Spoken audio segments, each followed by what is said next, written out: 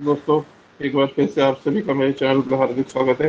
Late me share the PDF with you and then we will begin our class.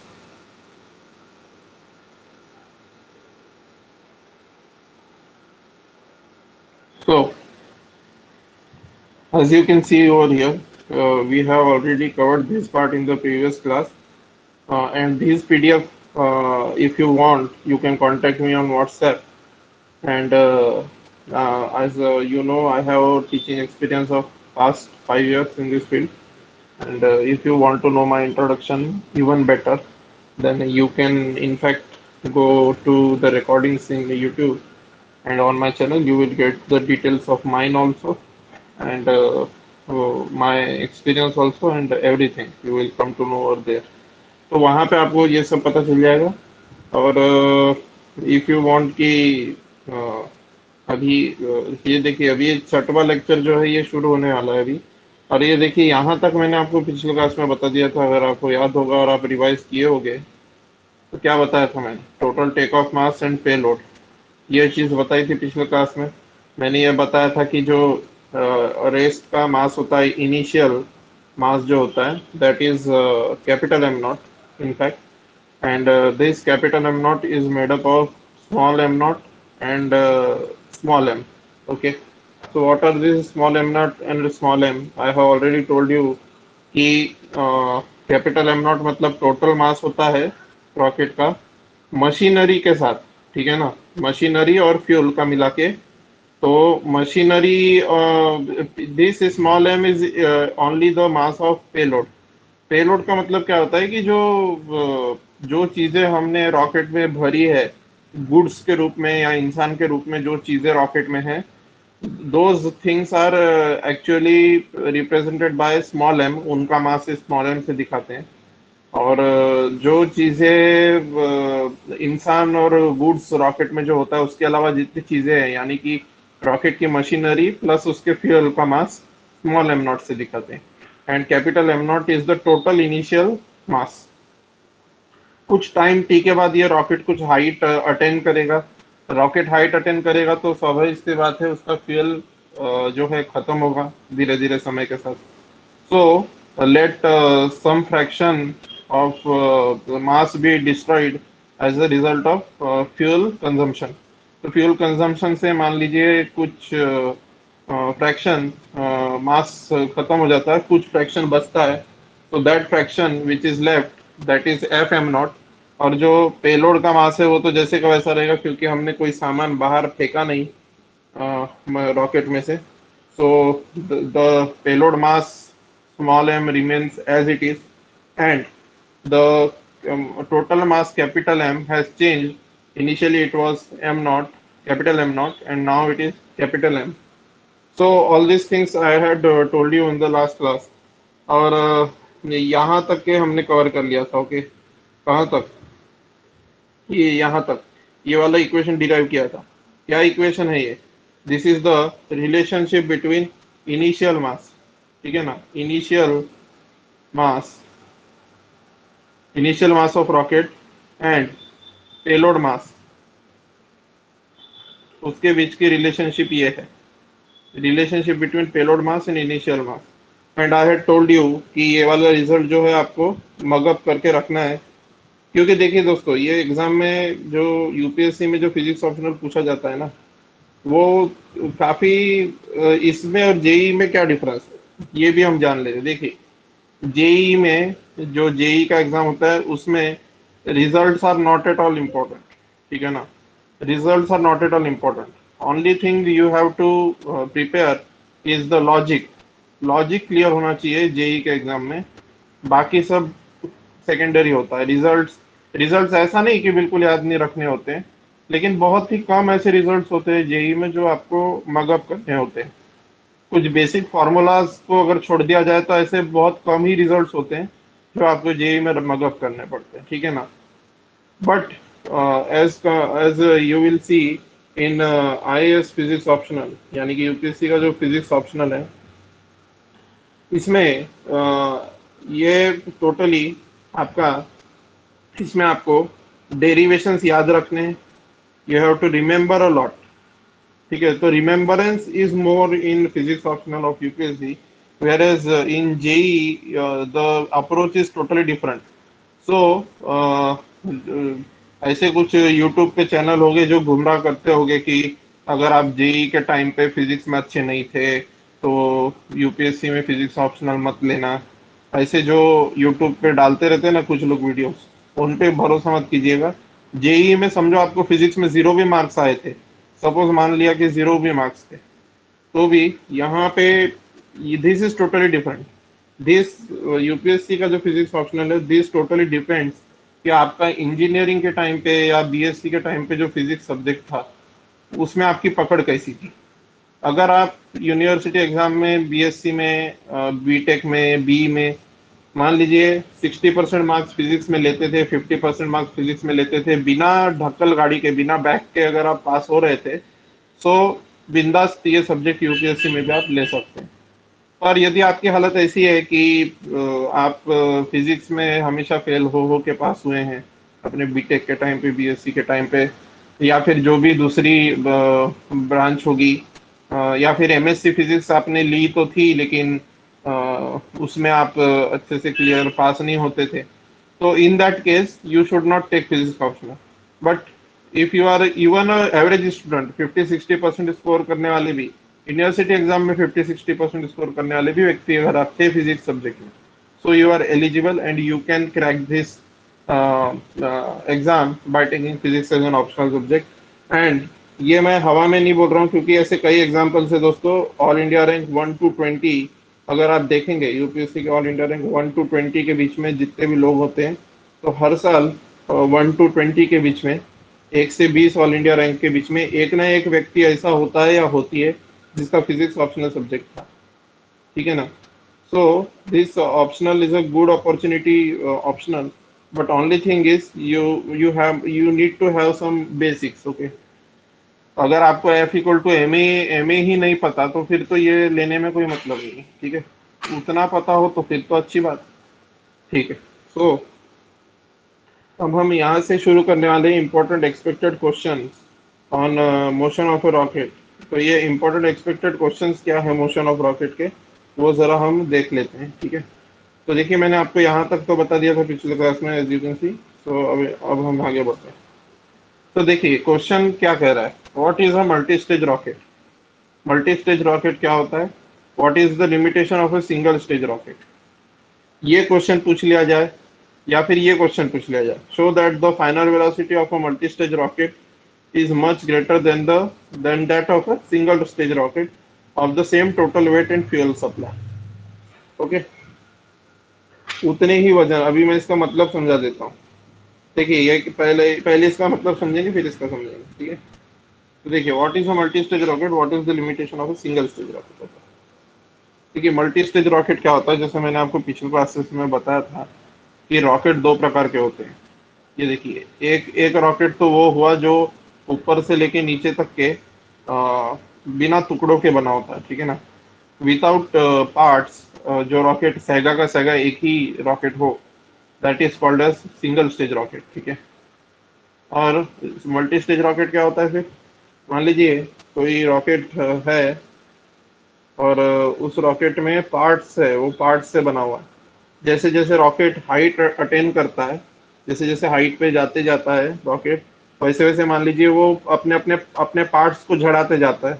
मान लीजिए ये part उसने झड़ा दिया, फिर और ज्यादा हाइट पे जाने पे ये पार्ट भी झड़ा दिया, और सिर्फ इतना ही फिर बच गया, इतना ही बच गया। तो ये जो होता है, इस प्रकार के रॉकेट को मल्टी स्टेज रॉकेट बोलते हैं। तो this was is 3 stage rocket actually, 1, 2 and 3 stages. Okay, so यहाँ पे हमें बताना ही है कि जो मल्टी स्टेज रॉकेट है वो क्या होता है, उसको डिफाइन कर देना है, और फिर उसके बाद में सिंगल स्टेज रॉकेट के लिमिटेशंस क्या होते हैं वो हमें बताने हैं। So what kind of question is this actually. Actually अगर आप यूपीएससी एग्जाम के पीवाईक्यूज उठा के देखेंगे आज 30 ईयर्स के फिजिक्स ऑप्शनल के, जो कि आए हैं मेंस फिजिक्स ऑप्शनल में, तो उन पीवाईक्यूज में यदि आप खंगालेंगे तो you will find कि most of your question paper is theoretical. Okay, most of your question paper is theoretical. Some derivations are asked obviously, but most of these derivations are very easy. They are not very rocket science type. Okay. तो तो यहाँ पे ये वाला जो question है, ये भी पीवाई क्यू है। आई थिंक ये कुछ 1980s या 1990s में पूछा हुआ क्वेश्चन है मेरे ख्याल से।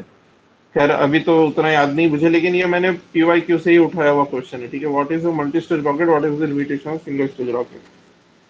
अब ये क्वेश्चन को, अभी यहाँ पे कुछ बच्चे कहाँ फेल हो जाते हैं वो भी सुनिए। वो क्या करते हैं, ये क्वेश्चन को अलग मानते हैं और ये क्वेश्चन को अलग मानते हैं। अभी क्वेश्चन ऐसा पूछे चाहे क्वेश्चन ऐसा पूछे, आपको लिखना तो एक ही बात है। ठीक है, ये पूछे चाहे ये पूछे, लिखना एक ही बात है। लेकिन कुछ बच्चे इसमें कंफ्यूज हो जाते हैं कि इसीलिए फिर वो फिजिक्स ऑप्शनल नहीं लेते। ठीक है, बट आपको कॉमन सेंस इतना तो लगाते आना ही चाहिए। ठीक है ना। तो एनीवेज, तो मैं बताता हूँ। तो देखिए, मल्टी स्टेज रॉकेट का मीनिंग मैंने बता दिया। अब देखिए, मल्टी स्टेज रॉकेट हम बना क्यों रहे हैं। वाई नॉट सेगा का सेगा सिंगल रॉकेट, मतलब ऊपर से नीचे तक single bodied with no no joints, ऐसा रॉकेट क्यों नहीं रखते। ये हम मल्टी स्टेज रॉकेट के चक्कर में आखिर जा क्यों रहे हैं। ये मल्टी स्टेज रॉकेट जो है, जो टुकड़ों टुकड़ों से बना है, उसके चक्कर में हम जा क्यों रहे हैं। तो बहुत सरल जवाब है उसका। ये जो रॉकेट होता है आपका, ये law of conservation of momentum पे काम करता है। Law of conservation of momentum पे काम करता है। तो मैं कुछ मतलब फेक फिगर्स मतलब जस्ट ऐसी फर्जी फिगर्स लेके मैं आपको समझाने की कोशिश करता हूँ। ठीक है, अब मान लीजिए मेरा ये रॉकेट जो है, इतना हल्का कोई रॉकेट होता नहीं, पर मान लीजिए 4 किलो का रॉकेट है मेरा। ठीक है, ये 4 किलो का रॉकेट है। और मान लीजिए ये कुछ 100 मीटर की हाइट पे है अर्थ से। 100 मीटर के हाइट पे 4 किलो का रॉकेट है। और ये मल्टी स्टेज रॉकेट भी 100 मीटर की हाइट पे है। और ये भी, इसका भी वजन जो है 4 किलो ही है। यहाँ से लेके यहाँ तक इसका वजन भी 4 किलो है। अब ये देखिए, ये सिंगल स्टेज रॉकेट क्या होगा। मान लीजिए सिंगल स्टेज रॉकेट की वेलोसिटी 3 मीटर पर सेकेंड है, मान लीजिए। ठीक है, तो what will be its momentum then. it will be naturally 4 into 3 is equal to 12 kg meter per second. This is the momentum of the single stage rocket. And now when the joints are not refused, मतलब कि जब joints को झड़ाता नहीं है ये rocket, तब क्या होता है, इसका भी मोमेंटम वही होगा। 4 into 3 is equal to 12 के बराबर ही होगा। ठीक है, तो अब देखिए होता क्या है। अब ये 4 into 3 is equal to 12। अब मान लीजिए मैंने क्या किया, ये इनिशियल मोमेंटम है। अब मान लीजिए यहाँ से ये टुकड़ा झड़ जाता है, इस रॉकेट से ये टुकड़ा झड़ गया। मान लीजिए 2 किलो का टुकड़ा था, तो ये झड़ गया। ओके, और ये झड़ के मान लीजिए 6 मीटर पर सेकेंड की वेलोसिटी से झड़ने के बाद नीचे की डायरेक्शन में जाता है। ठीक है, so initial momentum is 12। Now final momentum should also be 12। So 12 equal to what, ये 2 केजी का 6 किलो का 6 मीटर पर सेकेंड की स्पीड से नीचे जा रहा है। तो मैंने लिख दिया -2 into 6। Y minus sign, because this 2 KG का टुकड़ा is going in the downward direction. Okay, तो 2 into 6। ओके, ये मैंने यहाँ पे, ये इसको मत देखिएगा, 2 into 6। ठीक है, तो 12 का वैल्यू काय के बराबर आया, -2 into 6 इधर आ गया है। और बाकी का कितना मास बचा है, 4 किलो। 4 किलो में से 2 किलो चला गया, so 2 into something, 2 into v रहेगा। ठीक है, we have to determine this v। So what will be the velocity, 12 is equal to 2v minus 12। So 2v will be equal to 24 and v equal to will be 12 metre पर second. सो क्या हुआ, हमारा rocket का मास जैसे ही झड़ा हमने, velocity सीधे जो 3 metre पर सेकेंड की वेलोसिटी थी, वो 3 मीटर पर सेकेंड की वेलोसिटी 12 मीटर पर सेकेंड बन गई, जैसे ही मैंने 4 किलो के रॉकेट में से 2 किलो का टुकड़ा झड़ा दिया। तो इसका मतलब ये हुआ कि हायर वेलोसिटी अटेन हो गई।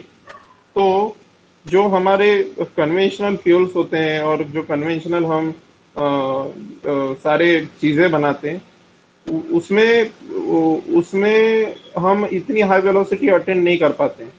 पर हम ऐसा मल्टी स्टेज रॉकेट बनाते हैं, तो हम विदाउट मच एफर्ट्स, हम ज़्यादा कुछ टेक्नोलॉजिकल एडवांसमेंट के बिना वेलोसिटी हायर अटेंड कर पाते हैं मल्टी स्टेज रॉकेट में। तो ये एग्जांपल से आपने ये बात सीख ली। ओके, ठीक है। तो multi stage rocket is a combination of rockets, ठीक है, मल्टी स्टेज रॉकेट कॉम्बिनेशन है रॉकेट्स का। अब यहाँ पे मैं मल्टी स्टेज रॉकेट को डिफाइन कर रहा हूँ।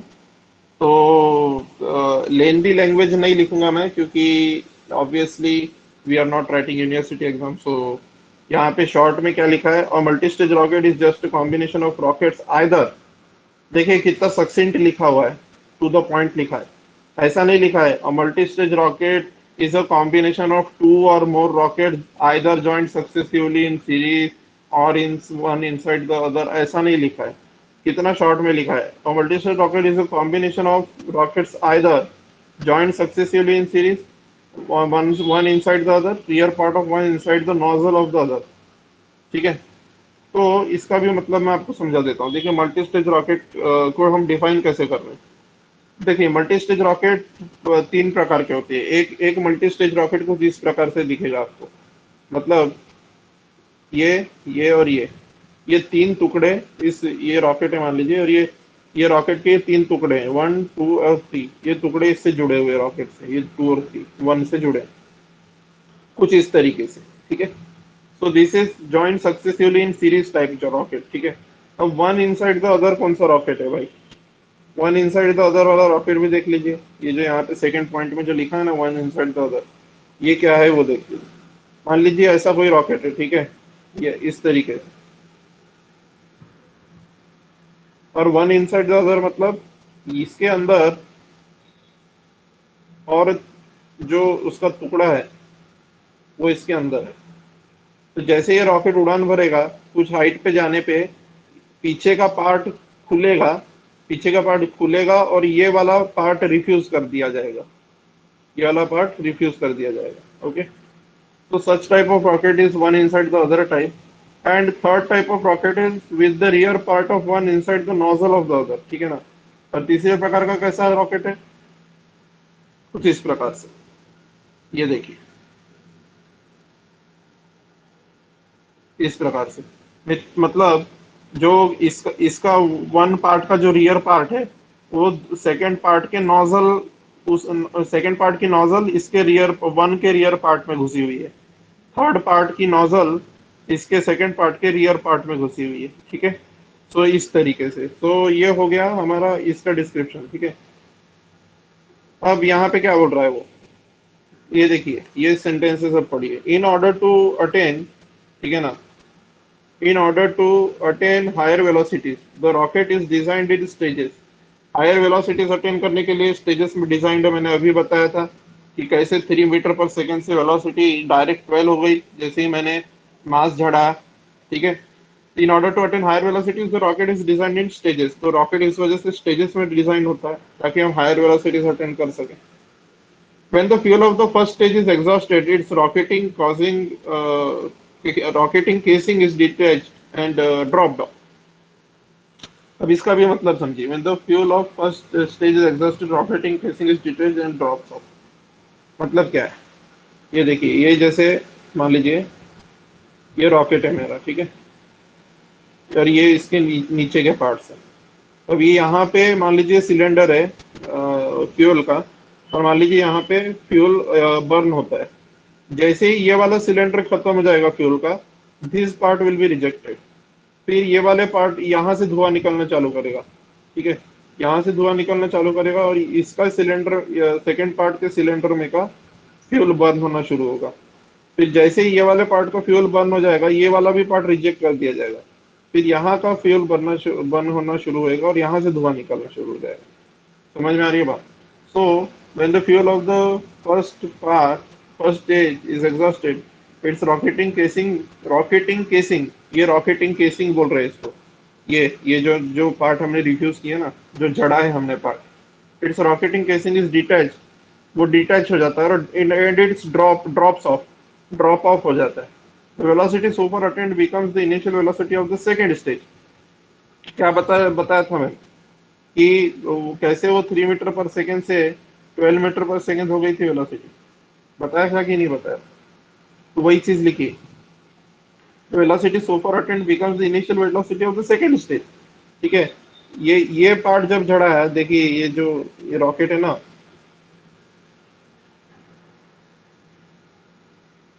एक मिनट। हाँ, ये वाला पार्ट जब झड़ा है तो इसने कुछ इसको पुश देगा, ये नीचे की डायरेक्शन में झड़ेगा। तो वेलोसिटी सो फार अटेंड, जो भी वेलोसिटी जब ये तीनों थे, जब ये तीनों इंटैक्ट थे, तब जो भी वेलोसिटी अटेंड अटेन हुई थी, ये इनिशियल वेलोसिटी हो जाती है सेकंड स्टेज की। ठीक है ना, जब ये झड़ जाता है तब। और उसी तरीके से जब ये भी झड़ जाता है तो इसकी इनिशियल वेलोसिटी वो हो जाती है जो इसके झड़ने के बाद की है। तो वही लिखा है, the velocity so far attend becomes the initial velocity of the second stage which is now ignited, जो अब इग्नाइटेड है।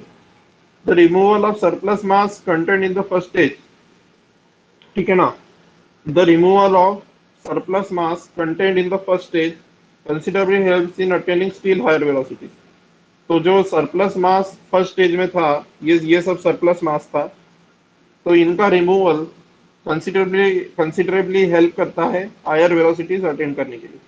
This process continues depending on number of stages. ठीक है, तो ये प्रोसेस कंटिन्यू होती है depending on number of stages.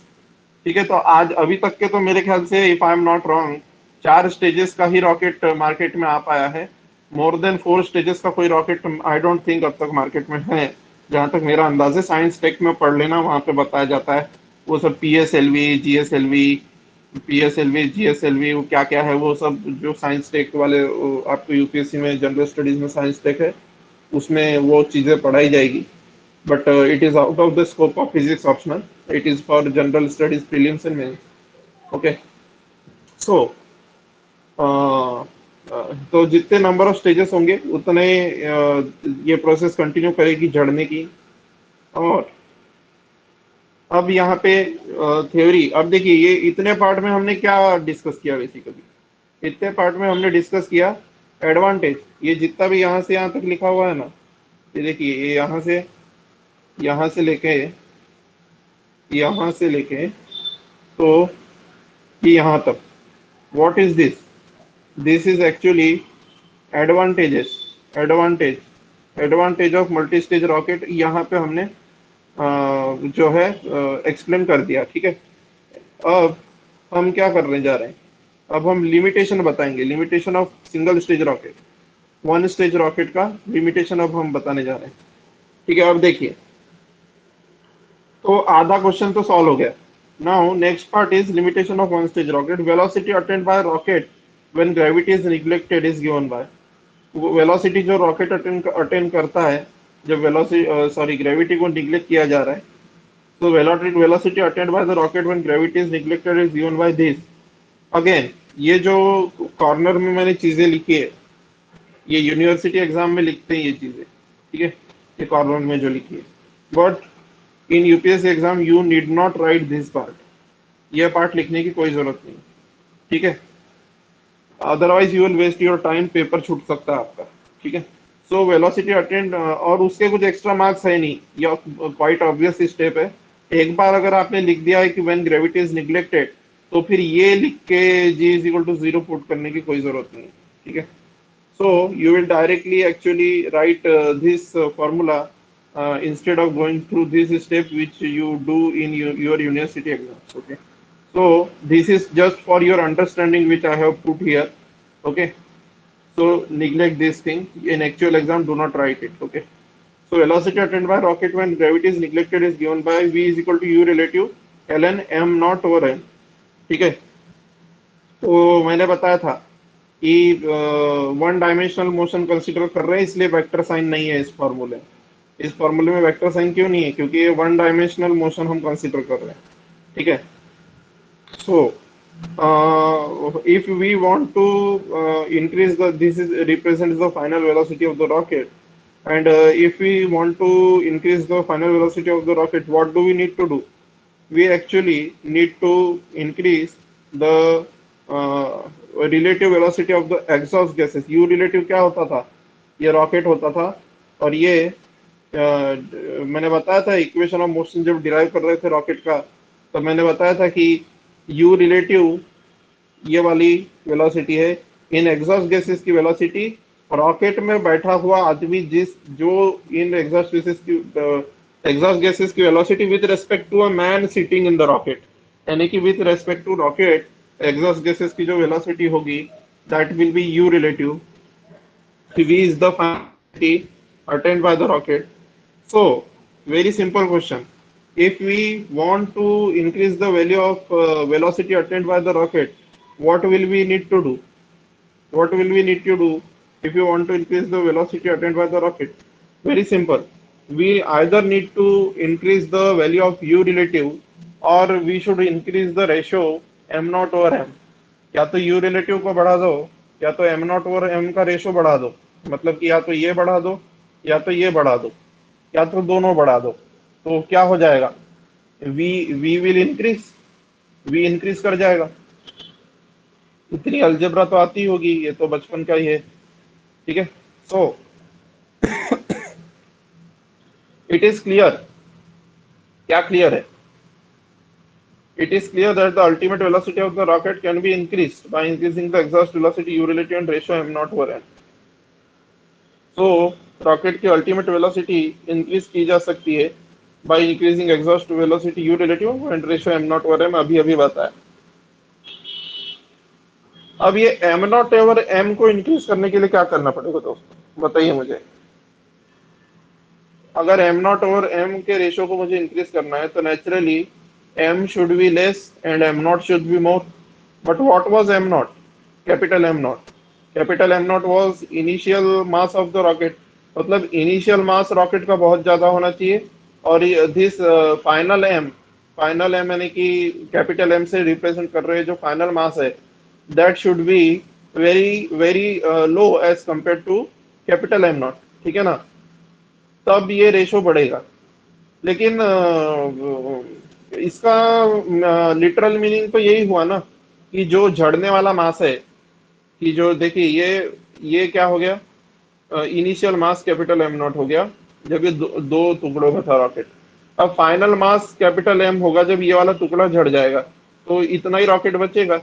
अब इतना ही रॉकेट बचा तो एम नॉट ओवर एम का रेशियो बढ़ाना है, मतलब एम नॉट को बढ़ाना है और एम को छोटा करना है, मतलब ये टुकड़ा बड़ा होना चाहिए झड़ने वाला, है कि नहीं। मतलब जितना ज्यादा मास आप झड़ाओगे उतना ज्यादा वेलोसिटी अटेन करेगा रॉकेट। तो दिस इज द क्या बोलते हैं उसका, visualization of what we are learning basically, okay. So वही सारी चीजें यहाँ पे लिखी हुई है। अब यहाँ पे क्या आपको लगता है कि इनको यू रिलेटिव और एम नॉट और एम को रियल लाइफ में हम इन्फिनिटी तक कितना भी बढ़ा सकते हैं, ऐसा आपको लगता है क्या? No, there are some limitations दोस्तों। देखिए, अब ये यू रिलेटिव काय पे डिपेंड करेगा, ये exhaust velocity of gases with respect to rocket है। तो नेचुरली जितना अच्छा आपका रॉकेट का प्रोपेलेंट होगा, तो मतलब रॉकेट का फ्यूल जितना अच्छा होगा उतना ये यू रिलेटिव ज्यादा होगा। लेकिन मान लीजिए अभी की करंट टेक्नोलॉजी ये कहती है कि जो यू रिलेटिव है उसका वेलोसिटी आपको 2.5 किलोमीटर पर सेकेंड से ज्यादा रखते नहीं आता।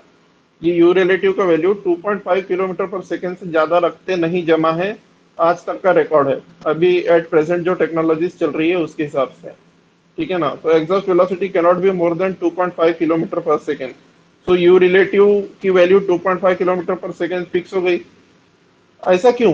क्योंकि देखिए दोस्तों, इतना अच्छा फ्यूल अभी तक आया नहीं है मार्केट में कि इससे ज्यादा यू रिलेटिव का वेलोसिटी 2.5 से ज्यादा मेजर या मान लेके आ सके। इतना अच्छा अब तक के आया नहीं है। जो best best fuel, best propellant fuel जो अब तक के आया है उसने 2.5 की वेलोसिटी ही दी है अब तक। So this is 2.5 is highest.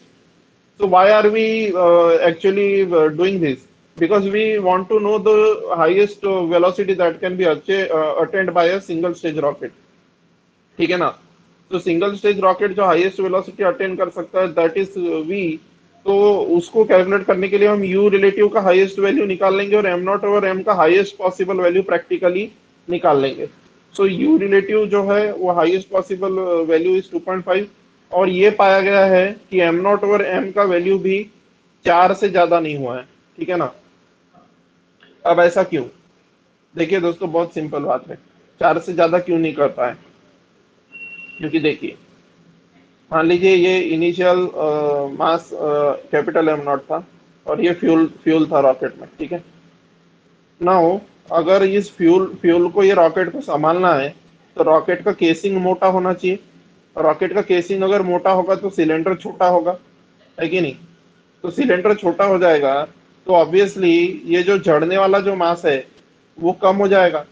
अभी झड़ने वाला मास कम हो जाएगा, तो मैंने आपको अभी अभी बताया था कि जो झड़ने वाला मास है वो ज्यादा होना चाहिए। मास रिडक्शन शुड बी मोर, है कि नहीं? अब मास रिडक्शन ही यदि कम होगा, तो दैट्स क्वाइट ऑब्वियस ना कि अ, क्या बोलते हैं, 4 से ज्यादा नहीं आ पाएगा value. So that's why capital M naught by capital M का वैल्यू 4 से ज्यादा अब तक नहीं गया है विथ करंट टेक्नोलॉजी। अगर टेक्नोलॉजी और बेहतर हो जाती है तो आप, बट ऑब्वियस की वैल्यूज विल इंक्रीज। ठीक है, सो यहाँ पे क्या वही वही चीजें लिखी हुई है कि कन्वेंशनल केमिकल फ्यूल्स की मदद से अभी तक के वेलोसिटी को 2.5 किलोमीटर पर सेकंड से ज्यादा नहीं ले जा सके हैं। और इस एम नॉट ओवर एम का भी अपर लिमिट है। Rocket shell must be strong enough to hold the fuel. तो रॉकेट शेल को एकदम पतला नहीं बना सकते फाइनल वेलोसिटी ज्यादा अटेन करने के लिए। अगर रॉकेट शेल को वो एकदम ही पतला बना देंगे तो rocket will burst actually, rocket will burst. So in order to avoid bursting of the rocket, we need to make the shell of the rocket as thick. So in actual practice, m not over m का जो ratio है वो 4 से ज्यादा नहीं गया है। So therefore maximum velocity of the rocket at burnout क्या हो जाएगी? यहाँ पे सब्स्टिट्यूट कीजिए इस फॉर्मूले में। u रिलेटिव की जगह 4 रख दिया, m not over m, sorry, u relative की जगह 2.5 रख दिया, m नॉट ओवर m की जगह पे 4 रख दिया, ठीक है। ये देखिए ये फॉर्मूले में यहाँ पे क्या क्या रख दिया, ये इसका हाईएस्ट वैल्यू 2.5 पॉसिबल, और यहाँ 4 रख दिया, ठीक है। सो 2.5 ln4 मतलब कि 2.5 इंटू 1.3 यानी कि 3.5 kilometre per second. This is the highest velocity which a single stage rocket can achieve, single stage rocket can achieve. क्योंकि अभी कोई भी मास झड़ा नहीं है, ठीक है, तो सिंगल स्टेज रॉकेट इतनी ही वेलोसिटी हाईएस्ट अटेन अब तक कर पाया है, 3.5 kilometre per second. It is obvious that v is less than escape velocity. क्या लिखा है यहाँ पे? It is quite obvious that v is less than escape velocity. अब एस्केप वेलोसिटी छोटे क्लासेस में पढ़ी होगी। अर्थ की escape velocity 11 kilometre per second होती है। सो अगर आप चाहते हैं कि अर्थ के ग्रेविटेशनल फील्ड के बाहर रॉकेट जाए, अर्थ के ग्रेविटेशनल फील्ड के बाहर अगर रॉकेट जाना चाहिए, तो उसके लिए 11 किलोमीटर पर सेकेंड की मिनिमम स्पीड से उसको चलाना पड़ेगा। और 11 किलोमीटर पर सेकेंड की स्पीड से अगर वो रॉकेट चलेगा, तभी वो एटमॉस्फेयर के बाहर और अर्थ के ग्रेविटेशनल फील्ड के बाहर और अंतरिक्ष में जा सकता है वो रॉकेट। अब यहाँ पे सिंगल स्टेज रॉकेट में आप क्लियरली देख सकते हो कि यहाँ पे तो केवल 3.5 किलोमीटर पर सेकेंड की वेलोसिटी आ रही है सिंगल स्टेज में। इसका मतलब क्या कि सिंगल, अगर हमें अंतरिक्ष में जाना है, यदि हमें अंतरिक्ष में जाना है, अर्थ के ग्रेविटेशनल फील्ड के बाहर निकलना है, तो क्या ये फर्स्ट स्टेज रॉकेट से जा सकते हैं? यानी कि फर्स्ट स्टेज रॉकेट नहीं, सॉरी, सिंगल स्टेज रॉकेट से।